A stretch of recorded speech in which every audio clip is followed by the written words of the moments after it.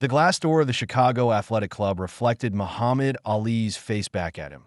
Confident, powerful, carrying the easy swagger of a man who'd just knocked out Cleveland Williams in 3 rounds.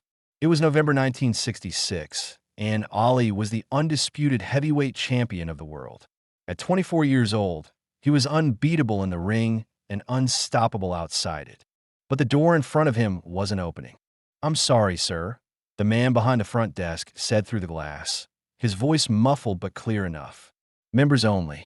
No exceptions." Ali tilted his head, that famous smile playing at the corners of his mouth. He was wearing his training gear, sweatpants, a simple t-shirt, gym bag slung over his shoulder. He'd come to the Chicago Athletic Club because everyone said it had the best equipment in the city.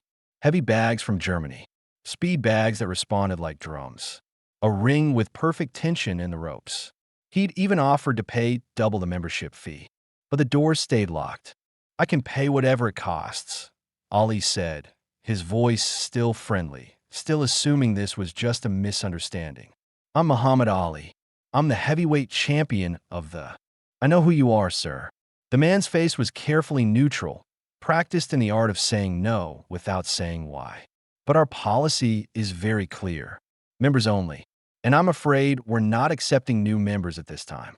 Before we continue with the story, you can support us by subscribing to the channel and liking the video. Don't forget to write in the comments where you're watching from and how old you are. Let's continue. Ali's smile faded. Not because he was angry, not yet, but because he recognized something in the man's tone.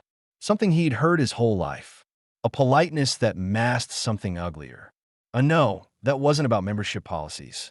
He looked past the front desk, through the windows into the gym beyond. He could see them, 20, maybe 30 men, all working out. All white. Every single one of them. Lifting weights, running on treadmills, hitting bags with the kind of casual effort that comes from never having to prove yourself worthy of being there. And then Ali understood. This wasn't about membership. This wasn't about policies or capacity. This was about the color of his skin. What happened next would make national headlines. It would force one of Chicago's most prestigious athletic clubs to confront truths it had spent 50 years avoiding. It would bring the heavyweight champion of the world into direct conflict with an institution that believed its walls could keep out anyone it wanted. But more than that, it would prove that Muhammad Ali's most devastating punches weren't the ones he threw in the ring. They were the ones he delivered with his words, his presence, and his absolute refusal to accept no from people who believed they had the power to tell him where he didn't belong. Robert Hutchinson had been the general manager of the Chicago Athletic Club for 18 years. He'd inherited the position from his father, who'd held it for 23 years before that. In Hutchinson's world, the athletic club wasn't just a gym, it was an institution, a place where Chicago's elite came to maintain their bodies and their connections. Businessmen, politicians, old money families who'd been members since the club opened in 1893. And in all those 73 years, the Chicago Athletic Club had never had a black member. Never. It wasn't written in the bylaws, couldn't be, not after the Civil Rights Act of 1964. But it was understood. It was policy without being policy. It was the way things were. Hutchinson stood behind the front desk now, his hand near the phone, watching Muhammad Ali through the glass door. He recognized the champion, of course. Everyone in America recognized Muhammad Ali. The loudmouth, the man who'd changed his name, refused the draft, aligned himself with the Nation of Islam. The troublemaker. "Sir, I'm going to have to ask you to leave," Hutchinson said, his voice carrying the authority of a man who'd never been disobeyed in his own domain. "This is private property, and you're trespassing." Ali didn't move. He just stood there, on the other side of the glass, looking at Hutchinson with an expression that was impossible to read. Not angry, not pleading, just waiting. "Did you hear me?" Hutchinson's voice rose slightly. "I said you need to leave." "I heard you," Ali said quietly. "But I'm not leaving. Not until you tell me the real reason I can't come in." Hutchinson's jaw tightened. "I've already explained. Members only. We're not." "Don't lie to me." Ali's voice was still calm, but there was steel underneath it now. "I can see through that glass. I can see your gym is half empty. I can see you got plenty of room for new members. So tell me the truth. Why can't I come in?" The two men stared at each other through the glass. Inside the gym, some of the members had stopped their workouts to watch. Word was spreading. Muhammad Ali was at the front door, and he wasn't being let in. "Because we don't want your kind here," one of the members called out from inside, a thick-necked man in his 50s, red-faced from exertion or anger or both. "This is a respectable establishment." The words hung in the air. Nobody moved. Muhammad Ali smiled. That dangerous smile that his opponents in the ring knew meant trouble was coming. "Thank you," Ali said, loud enough for everyone inside to hear. "Thank you for being honest. Because now we all know exactly what's happening here. Now nobody can pretend this is about membership policies or capacity limits. This is about racism, pure and simple." Hutchinson's face went pale. "Sir, I'm calling the police." "Go ahead," Ali said. "Call them. I'll wait right here." And that's exactly what he did. Muhammad Ali sat down on the front steps of the Chicago Athletic Club, his gym bag beside him, and waited. Within 15 minutes, a crowd had started to gather. Chicago in 1966 was a city on edge. The civil rights movement was at its peak, but progress was slow, painful, bought with blood and sacrifice. Martin Luther King Jr. had just launched the Chicago Freedom Movement, targeting segregation in housing and employment. The city was a powder keg, and now Muhammad Ali, the most famous black man in America, was sitting on the steps of one of Chicago's most exclusive athletic clubs, publicly being refused entry because of his race. The first person to recognize him was a young reporter from the Chicago Defender, a black newspaper. He'd been walking past, saw the commotion, saw Ali sitting on the steps. Within minutes, he was on the phone to his editor. Within 20 minutes, photographers were arriving. Within an hour, there were news crews from 3 different television stations. Inside the athletic club, Robert Hutchinson watched the crowd growing and felt panic rising in his chest. This wasn't how things were supposed to go. Ali was supposed to leave quietly. That's how it always worked. But Muhammad Ali wasn't playing by those rules. "Mr. Hutchinson," one of the club's lawyers said, appearing at his elbow, "you need to either let him in or have him arrested. This is turning into a public relations disaster." "If I let him in, every member we have will cancel," Hutchinson hissed. "These people pay $5,000 a year for exclusivity. They pay to be around their own kind," the lawyer finished bluntly. "But that's illegal now. If this keeps escalating, we're going to have the Justice Department investigating us." Hutchinson looked out at the growing crowd. Ali was now surrounded by reporters, cameras, microphones. He was holding an impromptu press conference. "I came here today to train," Ali was saying, his voice carrying. "I'm the heavyweight champion of the world. I just defended my title. I've got another fight coming up. I need to stay sharp. Someone told me the Chicago Athletic Club had the best facilities in the city. So I came here, willing to pay whatever membership fee they wanted." You know what they told me? No, not because of money, not because they're full, but because of this. He pointed to his face, to his skin. A murmur ran through the crowd. Cameras flashed. "Now, I've been told no before," Ali continued. "I grew up in Louisville, Kentucky. I know what it's like to be turned away from restaurants, from hotels, from places that decided they didn't want black people inside. But that was supposed to change. We passed laws. We marched. People died so that places couldn't do this anymore. And yet here we are in 1966, and I'm still being told that my achievements aren't good enough to walk through that door." He stood up, his full 6'3" frame unfolding. "So I'm going to make this very simple. I'm going to stand here until one of 2 things happens. Either they let me in and admit that what they did was wrong, or do they have me arrested for the crime of trying to use a gym while black. Either way, the whole world is going to know what the Chicago Athletic Club stands for." Inside, Hutchinson made his decision. "Call the police." The police arrived 20 minutes later, 2 officers in a squad car, looking deeply uncomfortable with the situation. They could see the cameras. They could see the crowd, which had swollen to over 100 people. They could see Muhammad Ali, standing calm and composed, waiting. "Sir," one of the officers said to Ali, "we've received a complaint that you're trespassing on private property." "I understand, officer," Ali said politely, "but I'd like to clarify something. I attempted to become a member of this establishment. I offered to pay their membership fee.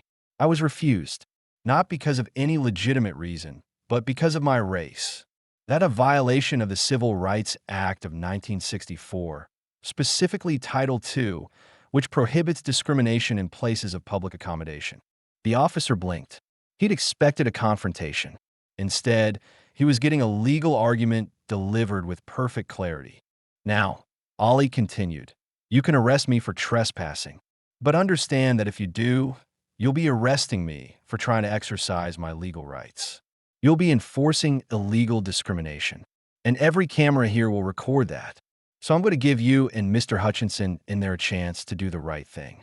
The second officer leaned close to his partner and whispered something.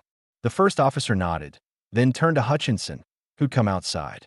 Sir, is it true you refused a membership because of his race?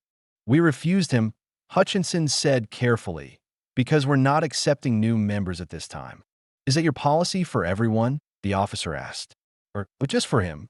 The question hung in the air, because the truth was the athletic club had accepted 2 new members just last week. Both white, both wealthy. Before Hutchinson could answer, something happened that nobody expected. One of the club's members, a man in his 60s, silver-haired, wearing expensive workout clothes, pushed through the front door and walked up to Ollie. Mr. Ollie, the man said, and his voice carried to the crowd. My name is Thomas Brennan. I've been a member of this club for 32 years. And I'm ashamed. I'm ashamed that my club just denied you entry. I'm ashamed that I've been working out here for 3 decades and never once questioned why there were no black members. He turned to Hutchinson. Robert, I'm canceling my membership, effective immediately. And I'm going to call every member I know and encourage them to do the same until this club changes its policies. Tom, don't be ridiculous, Hutchinson said desperately. You can't. I can and I will, Brennan said. He turned back to Ollie and extended his hand. I'm sorry, Mr. Ollie. You deserve better. Ollie shook his hand, and then something remarkable happened. Another member came out, then another. Within 10 minutes, 7 members had publicly resigned in protest, standing with Ollie on the steps. Inside the gym, the remaining members were beginning to argue with each other, some defending the club's policies, others questioning them for the first time. The careful facade of unity was cracking. Muhammad Ali looked at the crowd, at the cameras, at Robert Hutchinson, who seemed to be aging in real time as his carefully controlled world fell apart. And then Ali did something that changed the entire dynamic. Can I say something to the members inside? Ali asked Hutchinson. What? I want to talk to your members. All of them. I want to explain something. And after I do, they can decide what kind of club they want to be. Hutchinson looked at his lawyer, who shrugged helplessly. At this point, what's the harm? 5 minutes later, Muhammad Ali walked through the doors of the Chicago Athletic Club, the doors that had been locked against him an hour earlier. Every member had stopped working out. They stood in a loose circle around Ali, maybe 35 men, all white, all looking at the heavyweight champion of the world like he was a problem that had just invaded their sanctuary. Ali stood in the center of the gym, next to the boxing ring, and when he spoke, his voice was calm but carried to every corner of the room. I'm going to tell you a story, Ali began. When I was 12 years old in Louisville, Kentucky, my bicycle got stolen. I was so angry, I wanted to fight whoever took it. A police officer named Joe Martin told me I better learn how to box first. So he taught me. Joe Martin was white. The man who changed my life, who set me on the path to becoming heavyweight champion, was a white man. He paused, looking around at the faces watching him. Some hostile, some curious, all listening. My trainer, Angelo Dundee, white. Some of my best sparring partners, white. Some of my toughest opponents, white. I've learned from white people, fought white people, respected white people my entire life.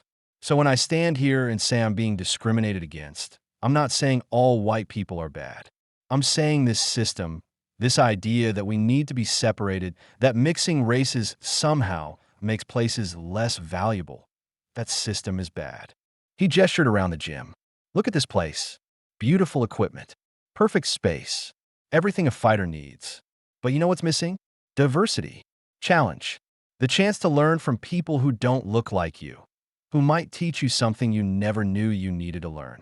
This isn't just about me getting to use your gym, Ali continued. I can train anywhere. I got money now. I've got options.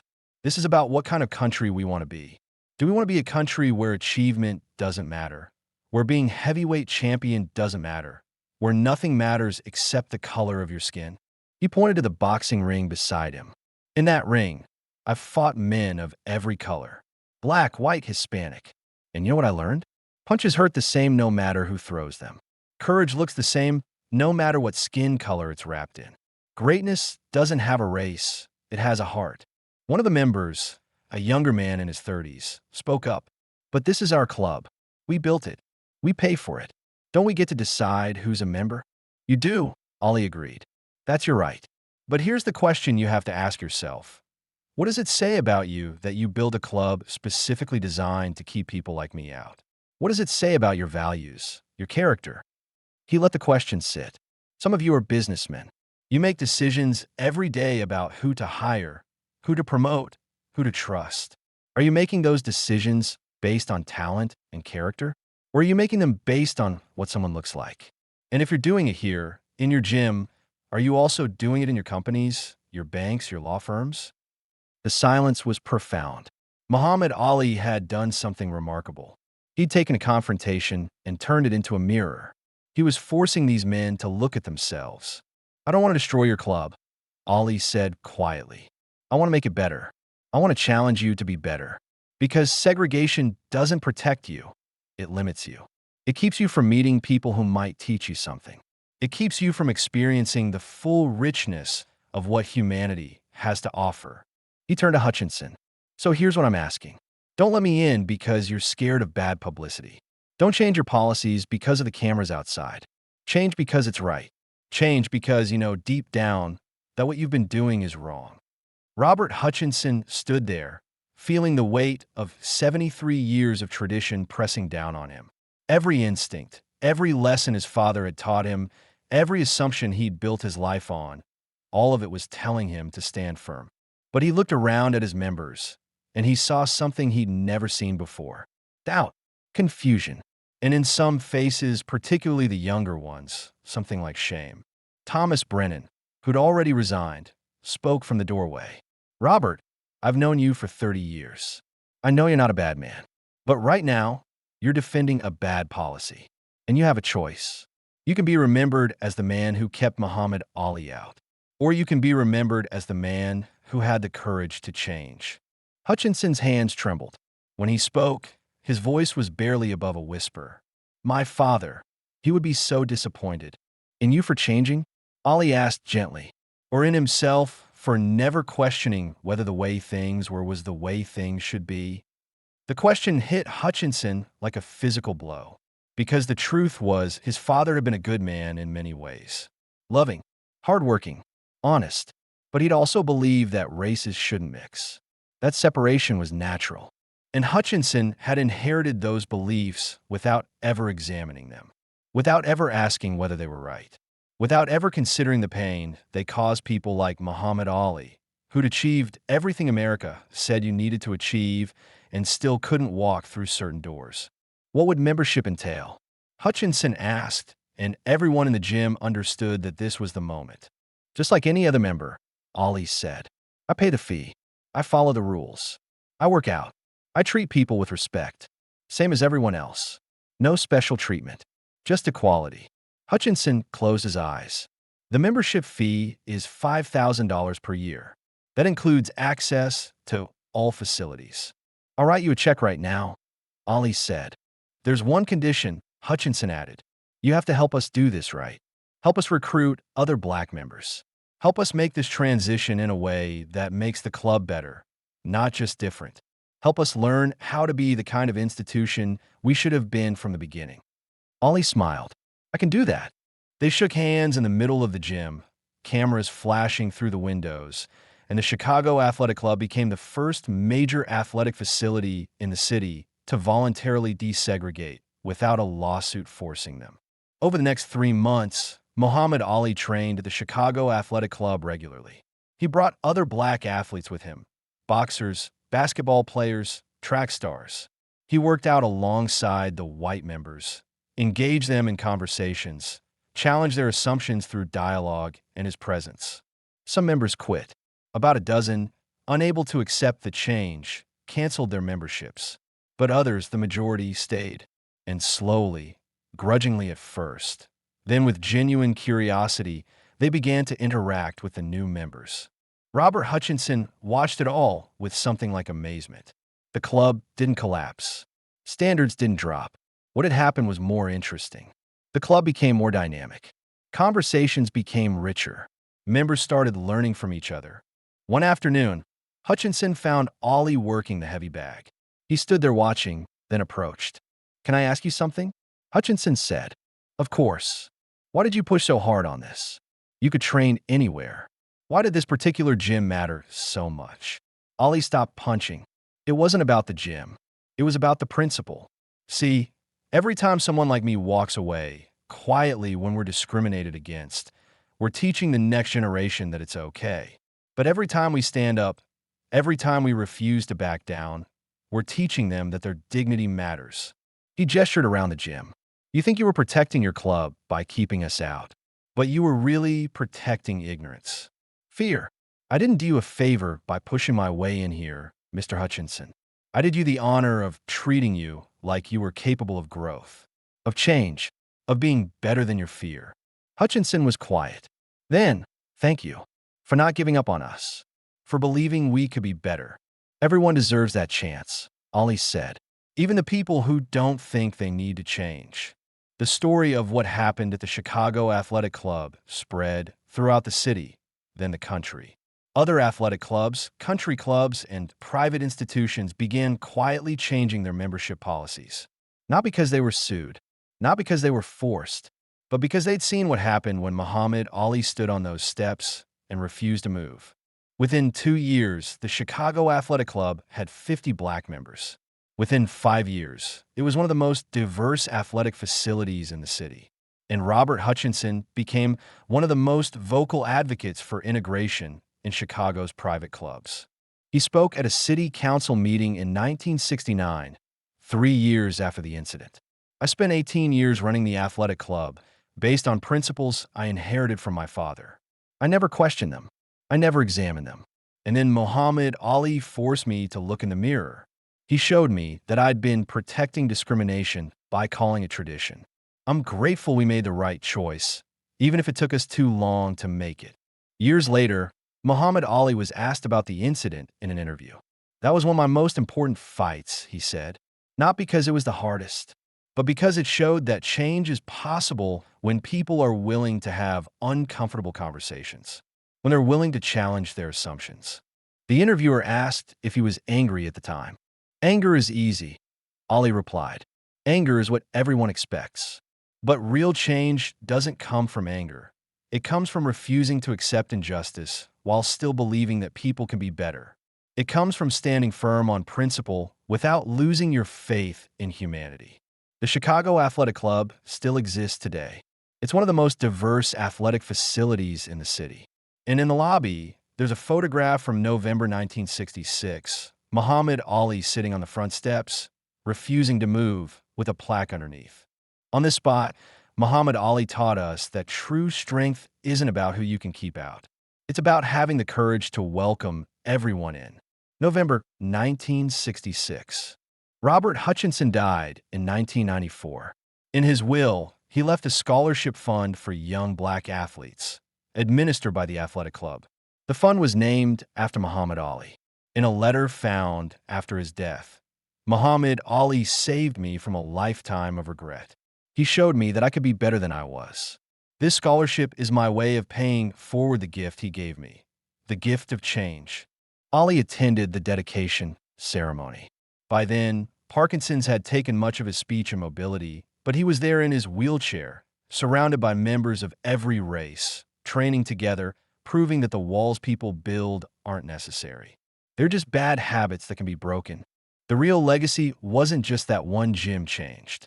It was that Muhammad Ali showed the most important fights aren't always in the ring. Sometimes they're on front steps. Sometimes they're in conversations.